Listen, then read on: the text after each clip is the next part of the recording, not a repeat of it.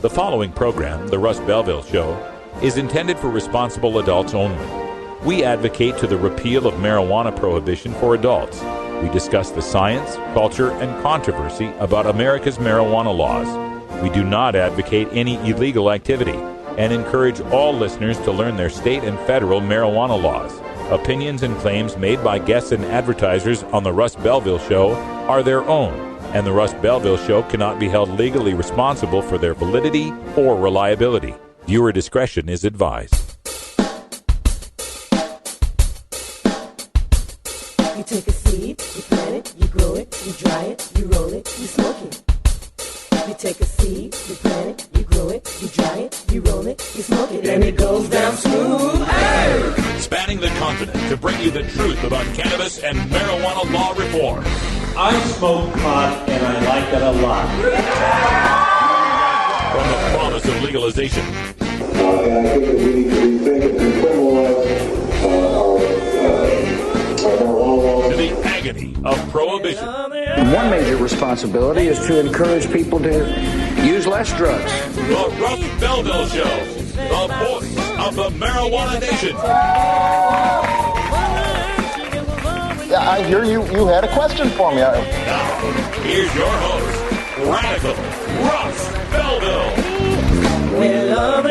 Good day, tokers and tokets. Welcome to the show. It is Tuesday, August 6, 2013, and it's got to be 420 somewhere in the world. It's also the 68th anniversary of the United States dropping the first nuclear weapon in history on the city of Hiroshima, Japan. So there's that for your day in history.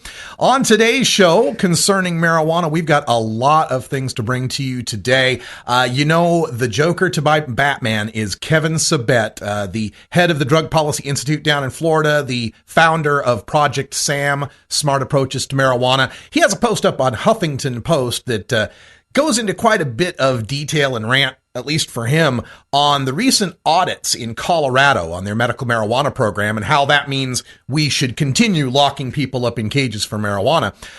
He never allows comments on his Huffington Post articles because everybody jumps in quickly and debunks him. So that's my job here on the Russ Belville Show. We're going to take some time in the Radical Rant to answer Kevin Sabet's Colorado madness. In Behind the Headlines today, a terrible story coming out of Texas. Again, we had a terrible story from Texas yesterday. This one hits home because of my friendship with Lindsay Reinhardt and having to see her go through all the Child Protective Services hassles in the state of Idaho. Well, this one in Texas has turned out terribly. A 2-year-old girl was killed by her foster parent while the child was taken away because her natural parents smoked pot. What about the children? Indeed. We've also got some stories in our half past. We're going to do a cannabis community chat. We got more videos from River Rock TV in Colorado, video from their road trip, and another medical marijuana patient story, this one from a former pro football player. Before we get to all of that, we have got also our 420 radio headlines, and in the news today, we've got news from Uruguay, Colorado, Washington, Michigan, and Florida. And at 20 after, Bacon Dan will be calling in to give us the lowdown on today's Electric Tuesday Daily Toker Tunes. Gosh, it was just like I saw Bacon Dan last night at Karaoke from Hell at Dante's. We'll talk a little bit about that too. Stick around, it's the Russ Belville Show here on 420radio.org. Please help us stay on the air. Become a VIP member today. Visit 420radio.org. We are public radio for marijuana legalization, and we only stay alive thanks to your support.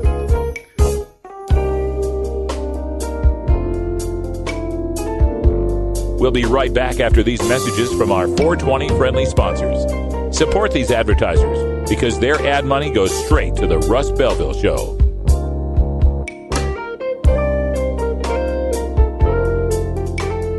You're tuned into the Russ Belville Show, the voice of the marijuana nation.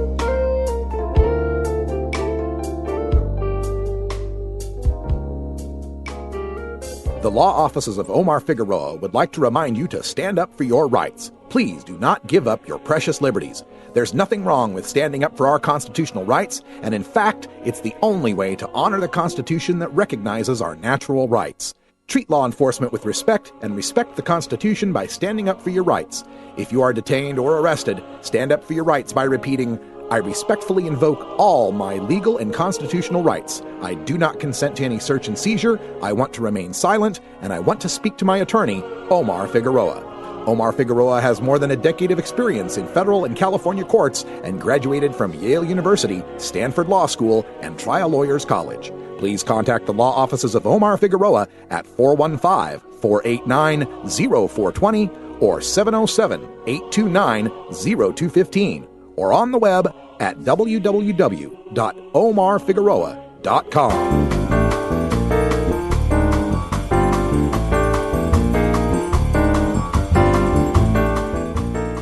This is your 420 Radio News for Tuesday, August 6, 2013. I'm Russ Belville. Michigan Medical Marijuana Panel to consider adding PTSD, autism, asthma, and insomnia to the law, from mlive.com. A reconstituted state panel on Tuesday is expected to consider petitions seeking to add autism, asthma, insomnia, and post-traumatic stress disorder to the list of debilitating conditions suitable for treatment under Michigan's medical marijuana law. The Michigan Medical Marijuana Act Review Panel, established under administrative rules in 2009, did not meet until 2012. Earlier this year, panel members voted to recommend adding Parkinson's disease and PTSD to a list of conditions that would allow an individual to qualify for a medical marijuana card, but the panel was disbanded in late April, and their recommendations denied, because the Michigan Department of Licensing and Regulatory Affairs determined it had not appointed members in accordance with the administrative rules. The Michigan Medical Marijuana Act Review Panel is expected to consider petitions for additional ailments during a Tuesday afternoon meeting at the Michigan Library and Historical Center in Lansing. Uruguay's leftist president opened to referendum on regulating marijuana, from rawstory.com. Uruguay's President Jose Mujica said in an interview published Monday he is open to a referendum on a bill to have the government control and regulate marijuana sales and distribution. The bill was passed by the lower house of Uruguay's legislature last week and now awaits action by the Senate. Mujica's leftist government supports it, but opposition parties are against the idea, and a poll released last week said so are 63% of Uruguayans. After last week's vote, opposition lawmakers said that if the bill becomes law, they will push for a referendum to overturn it. Many Uruguayans are concerned the law will make foreign tourists think the small South American country is a great place to unwind with marijuana or something stronger. Political accusations and intrigue nag medical marijuana group in Florida, from MiamiHerald.com. Libertarian political consultant Roger Stone had a falling out with a Florida medical marijuana group and accused it Tuesday of acting like a front for Democrat Charlie Crist if he decides to run for governor next year. People United for Medical Marijuana, or PUFM's de facto manager, Ben Pallara, denied Stone's claims as untrue and disputed his interpretation of the proposed constitutional amendment as well. Stone's criticism comes at a rough time for PUFM, which is struggling to collect more than 683,000 valid voter petitions in just a few months in order to simply make the 2014 ballot. But Stone, an early backer of the effort, wrote that he noticed a change in PUFM after it was recently taken over by trial lawyer John Morgan, a major Democratic fundraiser who employs Crist in his legal office. Polls indicate Crist would be the toughest opponent for Republican Governor Rick Scott. One early poll by PUFM indicated medical marijuana could be a significant issue in the governor's race and could help a candidate who embraces it. Scott is opposed. In all, 2 PUFM surveys from different pollsters and one by an independent group found about 7 in 10 Florida voters would likely back the type of medical marijuana amendment proposed. It takes 60% voter approval to pass a Florida constitutional amendment.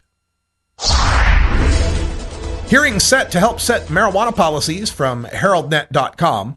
The first of 5 public hearings in Washington on regulating a new system for legally growing, distributing, and selling recreational marijuana is scheduled Tuesday in Everett. The hearing begins at 1 p.m. at the Everett Comcast Arena Conference Center. The new statewide system for legalizing marijuana is regulated by Washington's Liquor Control Board. The state agency is responsible for carrying out the legalization of the sale and possession of up to an ounce of marijuana for adults. The proposed regulations spell out the licensing of marijuana producers, processors, and retailers, and the taxing of marijuana. The first stores selling marijuana are expected to open next year. The biggest concerns involve the differences between the untaxed and essentially uncontrolled medical marijuana stores and the state's taxed and regulated system for growing and selling recreational marijuana. Having this dual system will put recreational marijuana growers and retailers at a price disadvantage. Groundwork laid, growers turn to hemp in Colorado from the New York Times. Along the plains of eastern Colorado, on a patch of soil where his father once raised alfalfa, Ryan Laughlin is growing a leafy green challenge to the nation's drug laws. His fields are sown with hemp, a tame cousin of marijuana that was once grown openly in the United States, but is now outlawed as a controlled substance. Mr. Laughlin's 60-acre experiment is one of an estimated 24 small hemp plantings sprouting in Colorado. Colorado has set up an industrial hemp commission to write rules to register hemp farmers and charge them a fee to grow the crop commercially.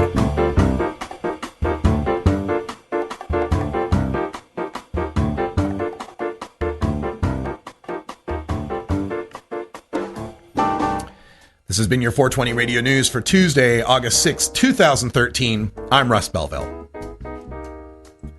When we come back, we go behind the headlines of a tragic story from Texas where a 2-year-old girl was killed by her foster parent after being taken away by Child Protective Services for her parents' marijuana use. You're listening to The Russ Belville Show on 420radio.org. We'll be right back.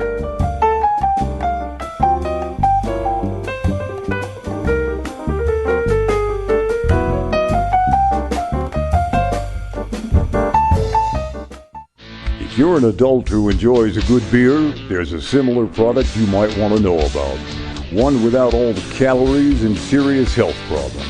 Less toxic so it doesn't cause hangovers or overdose deaths, and it's not linked to violence or reckless behavior. Marijuana. Less harmful than alcohol, and time to treat it that way. For more information, visit marijuanaissafer.org.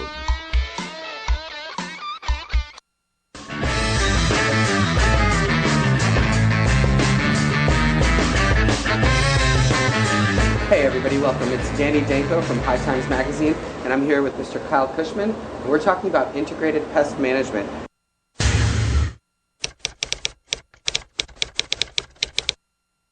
Now Kyle, I see you're using these yellow sticky traps. What's the purpose of those?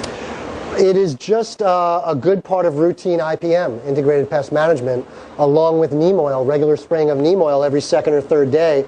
And it's just good to keep down, to prevent an infestation before it happens. Okay. So it's kind of like that canary in the coal mine thing where it'll let you know ahead of time by seeing how many bugs there if you need to employ something stronger, if you're going to need to use biological controls or some chemical insecticides. Wow, cool. And also I'd like people to know the reason these sticky traps are yellow is that the bugs are attracted to that color. It's the color of a dying leaf, which makes a welcome home for them. So always remove any yellowing leaves so as not to create a home for pests. Yes. Yellow or mottled leaves. Go away. All right. Well, thank you very much, Kyle. And this has been a lesson in integrated pest management.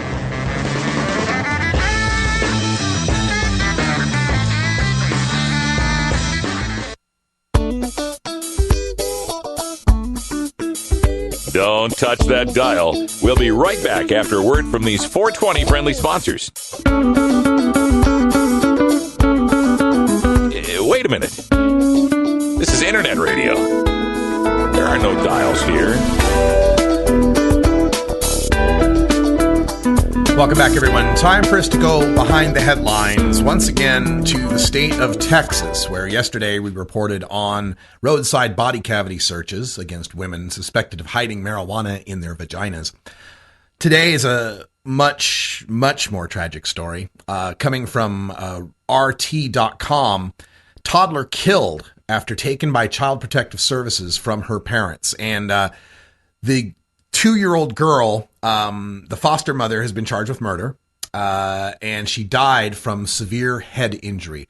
The young girl's name was Alexandria Hill, and she was given to the 54-year-old foster parent, Cheryl Small, because the Texas Department of Family and Protective Services determined that her biological parents, Joshua, the father, and the mother, who's not named in the story, were neglecting her. Were neglecting 2-year-old Alexandria. It was the determination that they were neglectful supervision is the actual term. And the biological father, Joshua Hill, told KVUE TV that he and Alexandria's mother lost full custody of their daughter last November after the Department of Family and Protective Services accused them of neglectful supervision.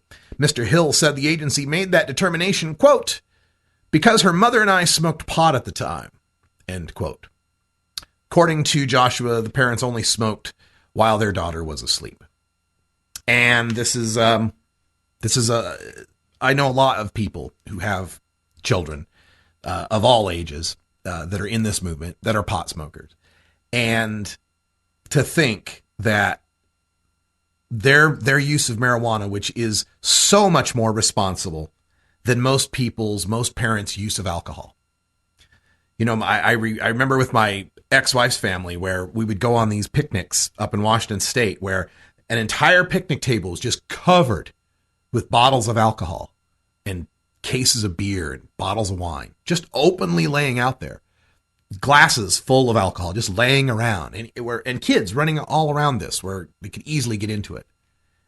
And that wasn't a concern. That wasn't neglectful supervision. But the parents I know who are marijuana parents who take care of their kids are so careful to keep it put away, to not be seen even smoking in front of their kid. And to think that their kid could be taken away by the state and given to someone who would kill the child. Now, the story that happened here, Joshua got a phone call on Monday night telling him his daughter was on life support. They wouldn't tell him what condition she was in or what was wrong or what was happened. All they would say is that he needed to come down to the hospital. And when he got there, his little 2-year-old girl was in a coma. Now, the foster mom said that she was swinging Alexandria around, playing the little helicopter game or whatever you call it, and accidentally let go, and she fell and hit her head. But the people examining it there called BS on that and examined her and found 3 symptoms of traumatic brain injury and asked more questions. The foster mom later admitted to being frustrated with the girl and swinging her over her head and down near the ground with a lot of force 3 times. On the 3rd time, Alexandria's head hit the floor. And they had to take her off life support today. And now she's gone. Now, if that doesn't make you mad enough, this woman, Cheryl Small, was previously accused of neglect. This is reported by KXAN News, a spokesperson for Texas Department of Family and Protective Services. She was previously accused of neglect after a child in her care was reportedly suffering from bruising and lead poisoning. Lead poisoning. But, quote, no deficiencies were found, end quote. And they did take a second foster child away from her. And what we find here is that in another story from KVUE, police say Mrs. Small said she wanted to foster more children to earn extra income. The adoption agency that placed Alexandria pays foster families up to $600 a month to take care of kids. Alexandria, a little 2-year-old girl, was just a way of paying the rent for Cheryl Small.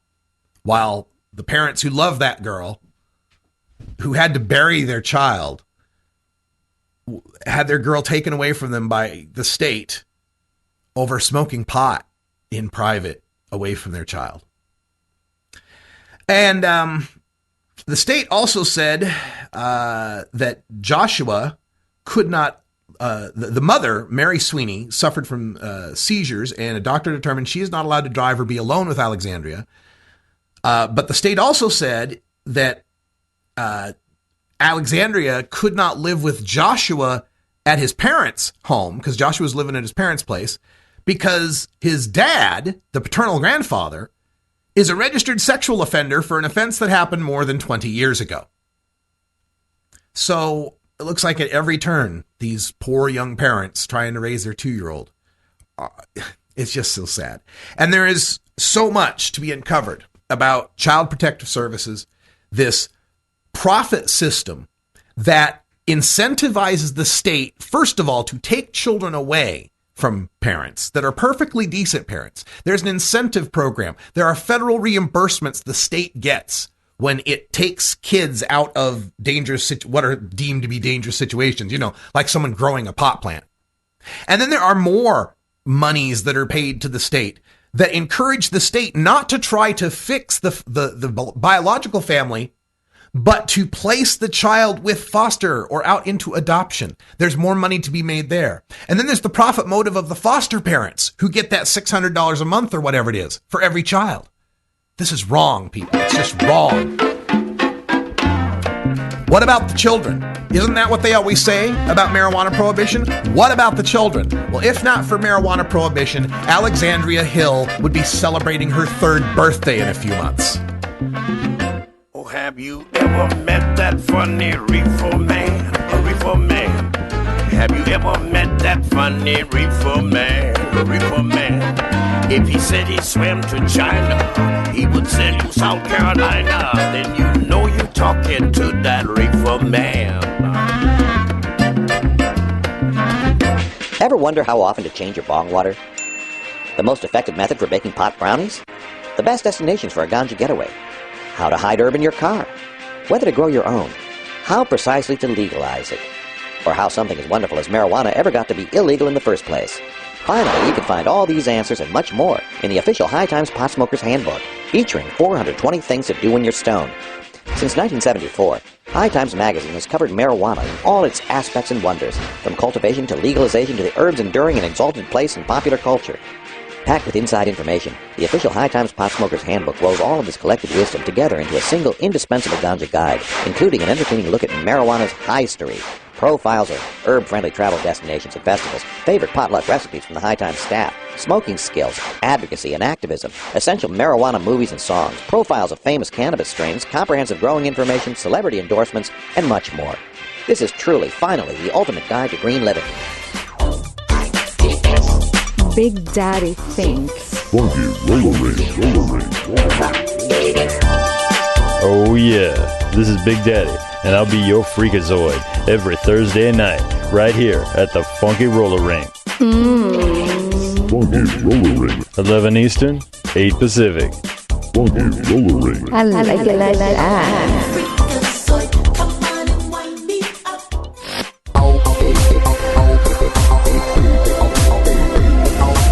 Everyone knows music and marijuana go together, so let's wind up our 20 after break with the Russ Belville Show's Daily Toker Tunes, the best in pod-safe 420 music from around the web.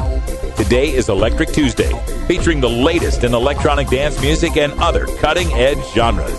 You can get downloads and more information about all our Daily Toker Tunes by visiting music.radicalruss.com. Now, sit back and enjoy your Daily Toker Tunes. All right, it's time for us to get Portland's biggest fan on the show. It's Bacon Dan calling in. How you doing, Bacon Dan? I am doing phenomenal today, Russ. And how are you doing after that awesome night last night at karaoke? I'll tell you what, at 45, I don't bounce back from that stuff like I used to, but I had a good time, I'll tell you that. Good. It was, and I'll tell you what, man, you were phenomenal on stage. The people loved you. Oh, well, thank you. Been on a few stages. But for folks who don't know what we're talking about, there's this bar in Portland called Dante's, and it's, got the whole red light and flames thing going on. It's kind of known for sin, I guess you could say. And on Monday nights, they have Karaoke from Hell, which is a live band with a huge repertoire of songs, and you get up and you sing live karaoke. So I sang Crazy Train and Comfortably Numb. So yeah, it was fun. Thanks for having me out there. Definitely a good time. It was, and then we met some really cool British people, and I myself sang 2 songs. All in all, just a hell of a good night. And it's, once again, hot as hell here in Portland, Oregon. Oh, yeah, having a great time. And Bacon Dan, I understand also you recently had the opportunity to sample some of Portland's finest bacon. Absolutely. I was a judge at the 3rd annual Bacon Bowl, which was at Dante's. Got to sample 25 different local dishes, including a bacon almond cheesecake, a bacon baklava, which was freaking amazing, and that came with bacon whipped cream to dip in, and deep-fried chocolate-covered bacon. What fun, and your arteries will curse you for it later, I'm sure. All right, let's get to our tune here, and I don't know who the artist is because it didn't say on the track. So do you know the artist behind this track? Yes, this is Dan May. We've had a song from him before. A huge mashup guy. He's blazing, no pun, actually pun intended, all over YouTube and the mashup circuits in Europe. You can look it up. His first name is Dan, last name M-E-I. The song is The Final Cannonball, taking cues from Europe's song, The Final Countdown, and throwing a nice little twist on it. It'll get you up, get you grooving and moving. You're going to love it. So pack a bowl and enjoy this. All right, here we go. The Final Cannonball here for your Electric Tuesday. Thanks, Bacon Dan, and we'll see you later.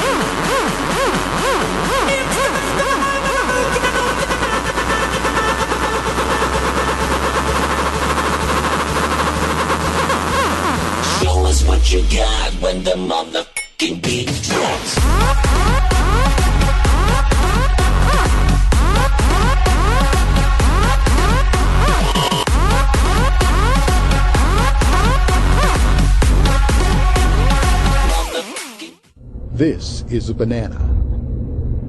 This is a cat. This is fire. This is harmless and actually helpful to some people. Don't believe everything you hear. The fact is that every major health organization rejects smoked marijuana. Now that the smoke is cleared, discover truecompassion.org. Georgia. Hi, this is Willie Nelson, and I need your help. Alcohol prohibition didn't work in the 20s, and marijuana prohibition isn't working today. It's time we stop arresting law-abiding citizens because they prefer marijuana over alcohol. Nearly 2,000 Americans are arrested every day on marijuana charges. We're unfairly destroying the lives and careers of hundreds of thousands of people each year simply because they smoke marijuana. These are not criminals. They're average citizens like you, good neighbors who work hard, raise families, pay taxes, and contribute to their communities. We need your help to end marijuana prohibition once and for all. It's the fair thing to do. For more information, contact NORML, the National Organization for the Reform of Marijuana Laws. Call toll-free 888-67-NORML or visit their website at norml.org.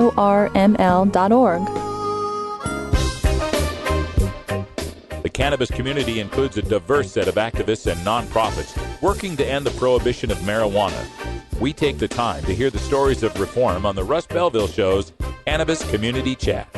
Welcome back, everyone. 30 after the hour. And for today's Cannabis Community Chat, I've got some more video from River Rock TV in Denver, Colorado. Hope you'll excuse me putting the videos up, kind of like the substitute teacher and all. But I have to pack and get ready to go to Miami. I'm actually headed to Fort Lauderdale, Florida, and then we'll get picked up there and head to Miami. I will be spending the next 2 weeks in the state of Florida, and I'm traveling from top to bottom to interview some of the movers and shakers in the Florida medical and legalization scene. So we will be meeting up with Steve Burke, the guy running for the mayor of Miami Beach. He was also in those videos, Should Be Legalized and Pot Shop, those parody videos that we've played for you. We'll also be meeting on Friday. Join us live. We will be at the home of Kathy Jordan, the Lou Gehrig's disease patient who is the namesake of the medical marijuana bill in the state of Florida. On Saturday, we'll be attending a fundraiser for Steve Burke. We'll also be meeting with Bill Weiland from Law Enforcement Against Prohibition at his home. And then the following week on Monday, a Monday morning interview with Robert Platshorn, the Black Tuna, which we will record and play later in the week. Live, we'll be visiting with Kyle Vogt, another member of Law Enforcement Against Prohibition. And we are trying to get John Morgan, the Orlando attorney, as well as Norm Kent, the chair of NORML, who's in South Beach. We have a few more names that we might be able to get interviews from, so stay tuned here to 420 Radio. Follow my Twitter account at Radical Russ, and we'll keep you apprised at what's going on my 2 weeks in Florida. I fly out tonight. I land tomorrow morning. It'll be a long time on a plane. Fortunately, I have medibles. All right, let's get to our Cannabis Community Chat. These are more patient stories from River Rock in Denver, Colorado. Enjoy.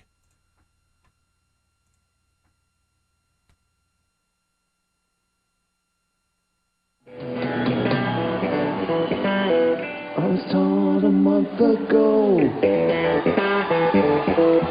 to bide my time and take it slow. But then I learned just yesterday to rush and never waste the day. Now I'm convinced the whole day long that all I learn is always wrong. But things are true that I forget, but no one taught that to me yet.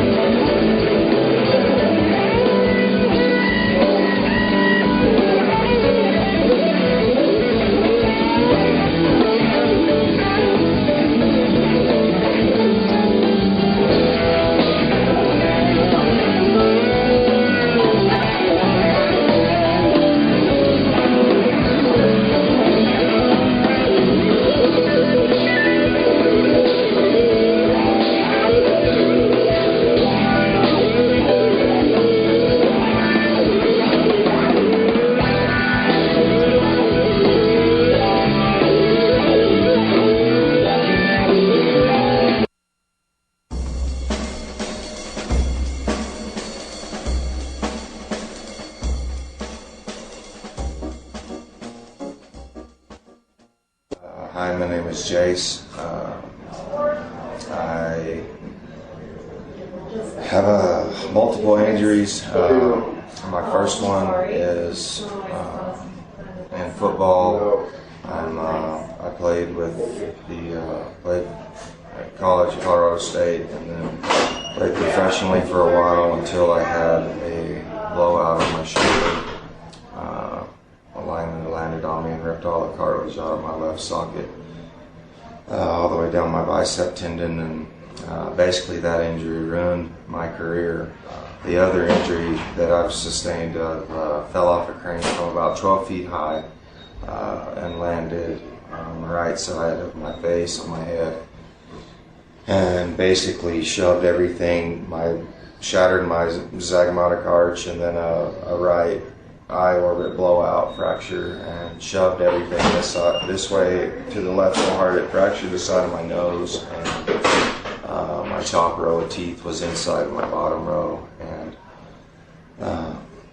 I had recovered and had reconstructive facial surgery done. They flight flighted me to Lubbock, Texas. This was in eastern New Mexico at the time. I recovered and went back to work inside of 40 days. I was on a morphine drip for 2 weeks before the operation due to the swelling to go down before they cut on me. And you can't hardly see it, but I had 36 stitches here and I had 3 scars even in my mouth and my nose. But the next basic thing that became an issue was the chronic head pain. I couldn't function. It was one of those things I was just not telling people and just kind of acting like it wasn't there. And I had to go start pursuing a way of finding a quality of life because I didn't have any. And the amount of specialists I've seen is just ridiculous. It's stretched all the way from the east to the west coast. I've been everywhere from Portland, Oregon to Tennessee and the Dallas Migraine Center, Scott and White and the Barrows Institute in Phoenix. I was prepped for and was going to go in, but it just wasn't a move I was willing to make at the time. And my main specialist that I found started performing procedures in my neck. He had done an MRI on my neck, which no doctor had ever looked in my neck, and found that all 7 levels of my neck, C1 through C7, are flattened out like knives, and they're actually putting pressure on my nerves and causing muscle spasms behind my right ear. Because that side of my face was numb for the 2 years it was. When my anatomy grew back, it grew back differently from a normal human, and he could not find the Gaussian ganglion nerve block was a bust, and I just had numerous new nerve blocks. I've had occipital lobes, cervicals 2 through 4 done, and a burn 5, 6, and 7 all on my neck. You could probably stick a knife in it, I wouldn't feel it. It's that numb. But you know, after you get a rhizotomy, you have so much soreness and so much pain from that. You almost have to either take narcotics or take any kind of pain pill or muscle relaxing pill to even do your physical therapy, your stretches, all of the things that they want you to do to help the soreness keep from building up. And I've actually gotten involved with just a lot of doctors not wanting to take my case on, and after the first round of rhizotomies, I'd say after about the first year, which would have been in 2010, I would get about 30-40% reduction in pain, but then it would come back after 4 or 5 months. And of course, this was all the while I was on narcotic pain pills, and the emergency room visits were ridiculous. It was just non-stop at times, because we would often get second opinions, and one of the second opinion doctors had shotgunned my pain and broke OCG and AMA guidelines, and he actually gave me dilaudid. When I go to the ERs, they've shaved my chest and put fentanyl patches on. And all it's done is just make me suffer the side effects all the while and ruin my life because I got out of control on the pain pills. Okay, so I had trigeminal neuralgia. There's 3 branches in your head. There's top branch, middle branch, and lower branch. I completely shattered the middle branch.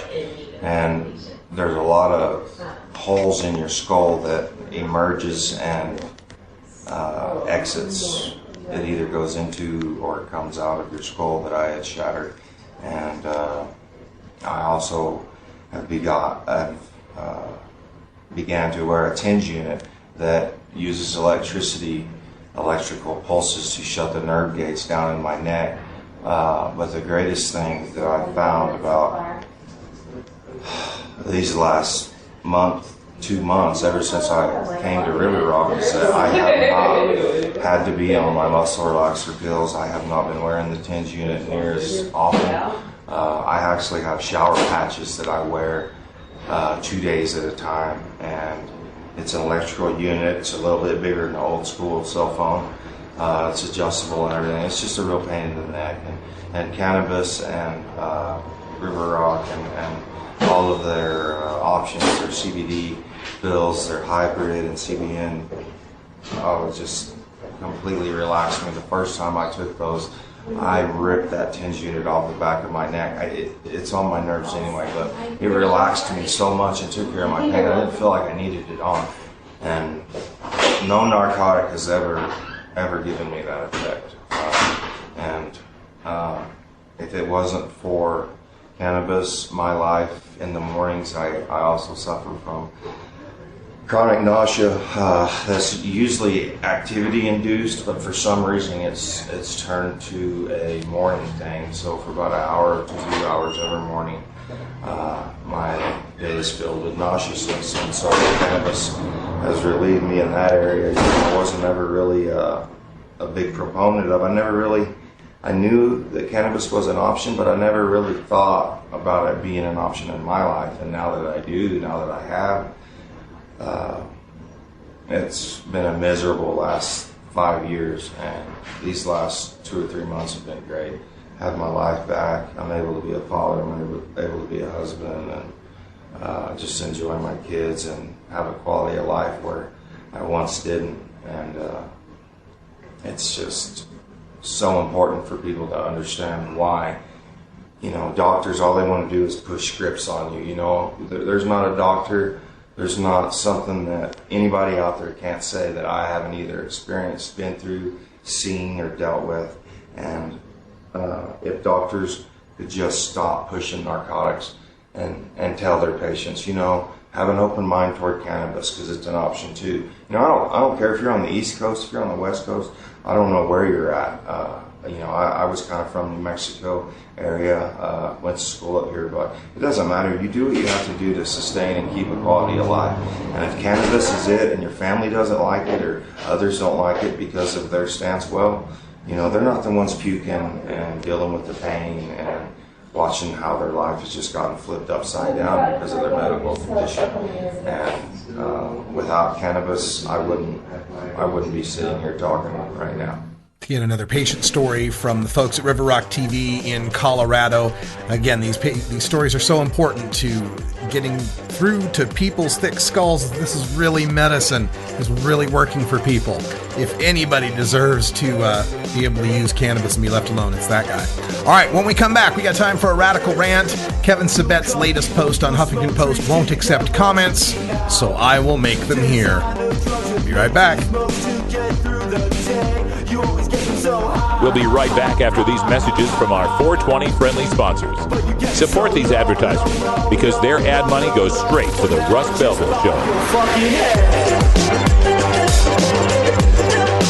You're tuned into the Russ Belville Show, the voice of the marijuana nation.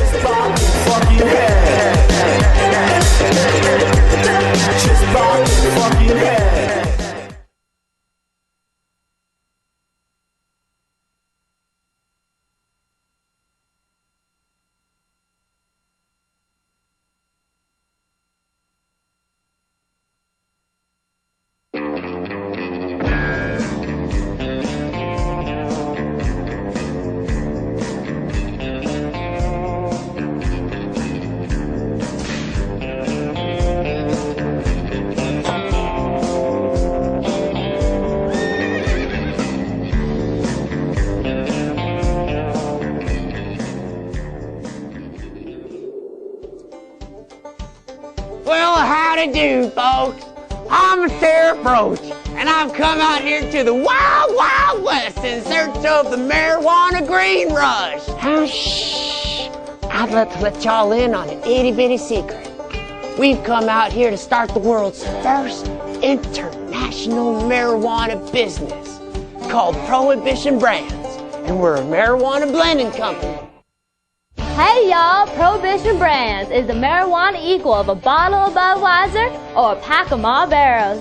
Our brands include Roaches, Marijuanettes, and La Cubana. We're trying to raise up to $50 million through venture capital groups, crowdfunding sites, and investors just like you. So that's right, even you. Yes, you sitting home on your couch, you can be part of the marijuana green rush.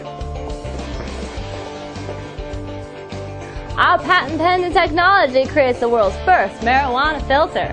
And we've created innovations for preserving freshness. For roadshow days, employment opportunities, or how to get involved, visit us online at www.prohibitionbrands.com. Prohibition Brands, science in smoking.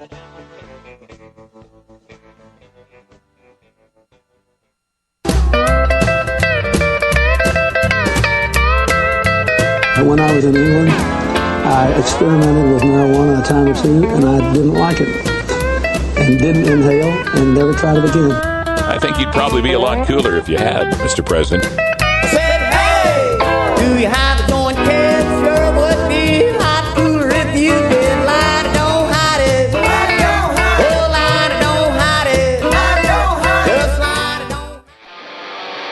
You want answers? I'm as mad as hell, and I'm not going to take this anymore. You want answers? You have offended my family. I think I'm entitled. You want answers? I want the truth. And you have offended a Shaolin temple. You can't handle the truth. Surely you can't be serious. I am serious. And don't call me Shirley. Radical rant.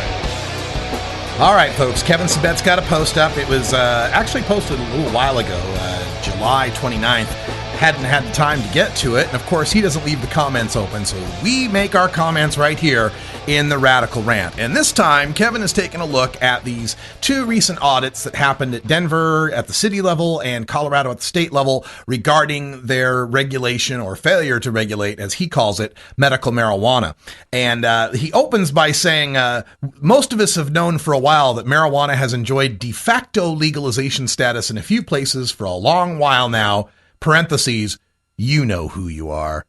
And this is, of course, his dig at Oregon, California, Colorado, basically medical marijuana states where, in his estimation, all you need to do is lie and fake some ailment and you easily get a medical marijuana card. I don't know how it works in Colorado. It's certainly not that easy in Oregon. California, I'll give you.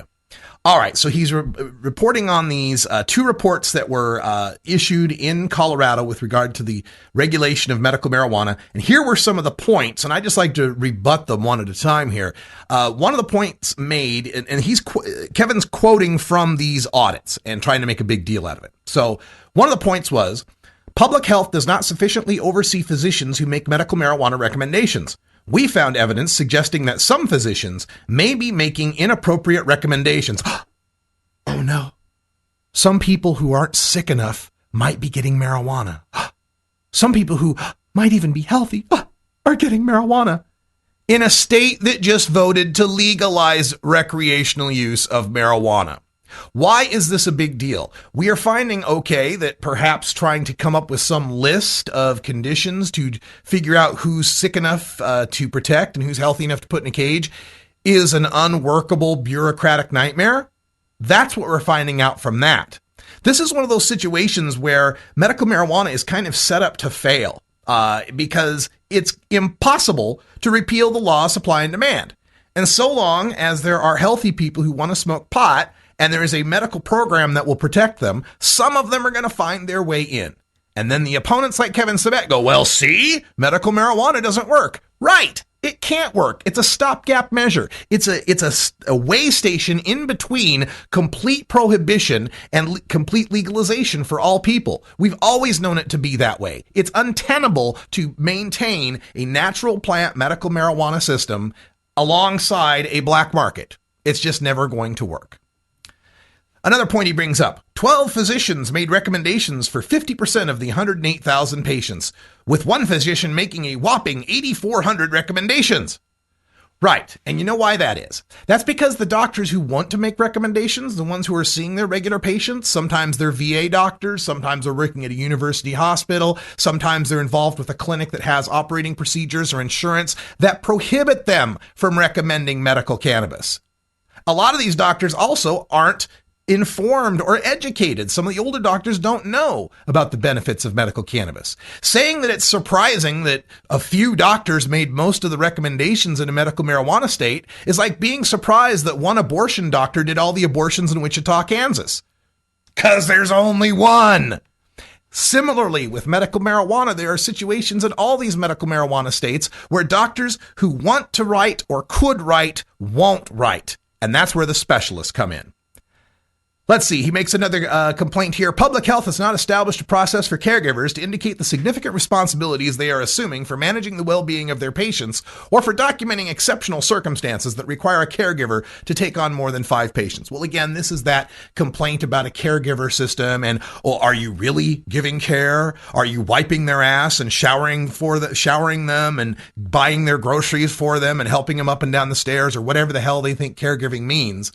What we know what caregiver means is a situation where you have a patient who might be disabled or unskilled in growing marijuana.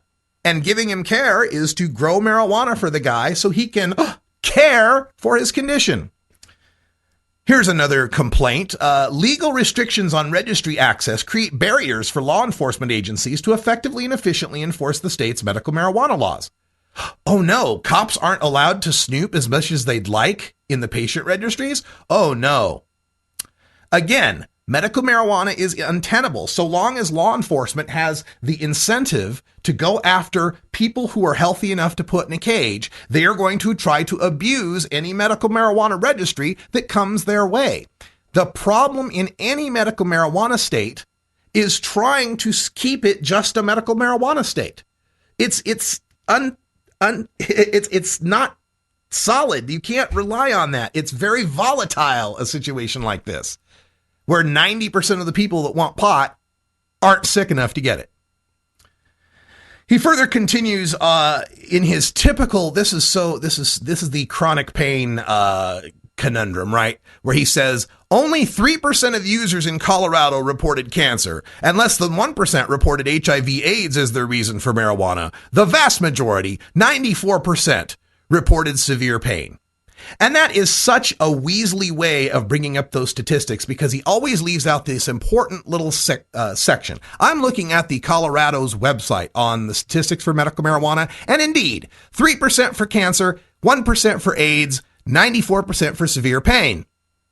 But also 15% for muscle spasms, 11% for severe nausea, 2% for seizures, 1% for glaucoma, and 1% for cachexia.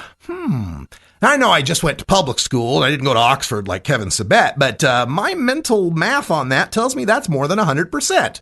Why is that? Because patients can register for more than one condition, Kevin, and you know that, and you purposefully shade this statistic in a way to make it seem like everyone's faking a backache to get medical marijuana. I crunched the numbers on it. If there's 106,817 patients in Colorado and 100,112 of them are getting it for pain, that leaves 6,705 patients who do not have pain in any way whatsoever. Now, add up all the people who have every other condition. It's 34,392. Subtract the 6,705 that don't have a pain condition. That's 27,687 Coloradans on the registry who are getting it for some other condition and pain.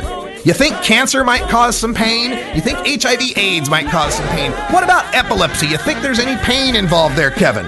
In fact, these numbers show that fully more than a quarter, 27% of the people registered for pain in Colorado are also registered for some other condition. Be intellectually honest about this, Kevin, if you really want to have the debate. And I didn't get a chance to get to the kids and the marijuana poisonings. Suffice to say, you can't poison anyone with marijuana. I'm Radical Russ. Thanks for joining us here. We'll be in Miami tomorrow. We'll see you then. And until next time, take care of each other, tokers.